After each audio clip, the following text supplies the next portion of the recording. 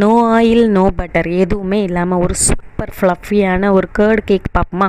செம்ம டேஸ்ட்டாக இருக்கும். குழந்தைங்களுக்கு கண்டிப்பாக செஞ்சு கொடுங்க.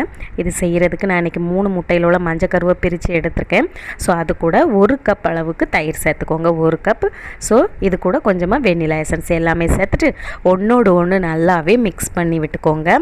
முட்டையோட கலரே தெரியக்கூடாது, இந்த மாதிரி ஒயிட்டாக வர்ற அளவுக்கு நல்லாவே விஸ்க் வச்சு மிக்ஸ் பண்ணுங்கள். இப்போ இது இருக்கட்டும். இது கூட ட்ரை இன்க்ரீடியன்ட்ஸ் சேர்த்துலாம். 1/2 கப் மைதா மாவு கூடவே 2 டேபிள் ஸ்பூன் அளவுக்கு கார்ன்ஃப்ளவர் சேர்த்துக்கோங்க.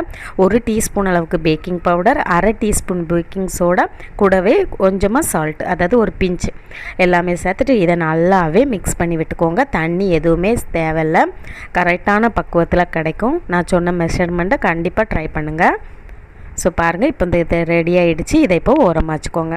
3 முட்டையில் உள்ள வெள்ளைக்கரு எடுத்தோம்ல, அதை வந்து ஒரு விஸ்கு பிளெண்டர் வச்சு நல்லாவே பிளெண்ட் பண்ணி விட்டுக்கோங்க. பிளெண்டர்லனா விஸ்க் வச்சு கூட நல்லாவே அடிச்சுக்கோங்க, நுர வரும். ஸோ பாருங்கள், ஸ்டெப் பை ஸ்டெப்பாக தான் பண்ணணும். பாருங்கள், இந்த ஸ்டெப்பு இந்த மாதிரி வந்ததுக்கு அப்புறமாட்டு தான் நம்ம இதில் வந்து சுகர் சேர்த்துக்கணும். ஸோ நான் இன்றைக்கி 3/4 கப் சுகர் எடுத்துக்கேன். அதை 2 பேட்சாக பிரிச்சுருக்கேன். ஸோ அதில் பாதியை இப்போ சேர்த்துட்டு நல்லாவே அடிச்சுக்கலாம். ஒரு 2 நிமிஷத்துக்கு அப்புறமாட்டு பாதி அளவு சுகரை சேர்த்துக்கோங்க. சேர்த்துட்டு எல்லாத்தையுமே நல்லாவே அடித்து எடுத்துக்கோங்க. நல்லா க்ரீமியாக கிடைக்கும். ஸோ பாருங்கள், உங்களுக்கு பார்த்தாலே தெரியும், இந்த அளவு க்ரீமியாக வர்ற அளவுக்கு ரெடி பண்ணி எடுத்துக்கோங்க. இப்போ இதை வந்து நம்ம கலந்து வச்சுருக்க மாவில் கொஞ்சம் கொஞ்சமாக சேர்த்துட்டு விஸ்க் வச்சு மெதுவாக கலக்கி விட்டுக்கோங்க. ரொம்ப ஓவராக அடிக்கக்கூடாது போட்டு. ஸோ மெதுவாக அடித்து விட்டுக்கோங்க.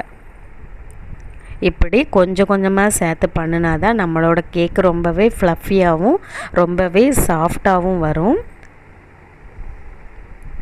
இந்த மெத்தடில் கலக்கி எடுத்துக்கோங்க. இப்போ லாஸ்ட் இருக்கக்கூடியதையும் சேர்த்துட்டு நல்லாவே மிக்ஸ் பண்ணிக்கலாம். பாருங்கள், இப்போ நம்ம மாவு சூப்பராக ரெடி ஆகிடுச்சு. நான் இன்றைக்கி ஸ்கொயர் டைப் ஆஃப் ட்ரே எடுத்திருக்கேன். ஸோ அதில் வந்து இதை இப்போ மாற்றிடலாம். இதை 180 டிகிரி ப்ரீ ஹீட் பண்ணிவிட்டு 150 டிகிரியில் வச்சு 30 நிமிஷம் பேக் பண்ணி எடுத்துக்கோங்க. இதை வந்து இப்படி ஒரு ஸ்பூன் வச்சு நல்லாவே லெவல் பண்ணி விட்டுக்கோங்க. அதுக்கப்புறம் பேக் பண்ணிக்கோங்க. உங்கள்கிட்ட ஓவன்லனா இதே மெத்தடை இதே மாதிரி செஞ்சுட்டு கடாயில் கூட நீங்கள் வச்சு ரெடி பண்ணிக்கலாம். இப்போ பாருங்கள், நம்மளோட கேக் ரெடி ஆகிட்டுருக்கு. இப்போ ஓரளவு ரெடி ஆகிடுச்சு. ஸோ இதை வெளியே எடுத்துட்டேன். பாருங்கள், இப்போ பட்டர் பேப்பர் ரிமூவ் பண்ணியாச்சு. இதுக்கு மேலே கொஞ்சமாட்டு பவுடர் சுகர் அப்ளை பண்ணிக்கோங்க. அப்ளை பண்ணிவிட்டு உங்களுக்கு பிடிச்ச லெவலில் வந்து இதை வந்து பீஸ் போட்டுக்கோங்க. செம்ம டேஸ்ட் அண்ட் டெலிஷியஸாக இருக்கும். கண்டிப்பாக இந்த ரெசிபியை ட்ரை பண்ணுங்கள். இதில் ஆயிலோ பட்டர் எதுவுமே நம்ம சேர்க்கலை. அப்படி இருந்தும் எவ்வளோ சாஃப்டாக வந்திருக்குன்னு நீங்களே பாருங்கள்.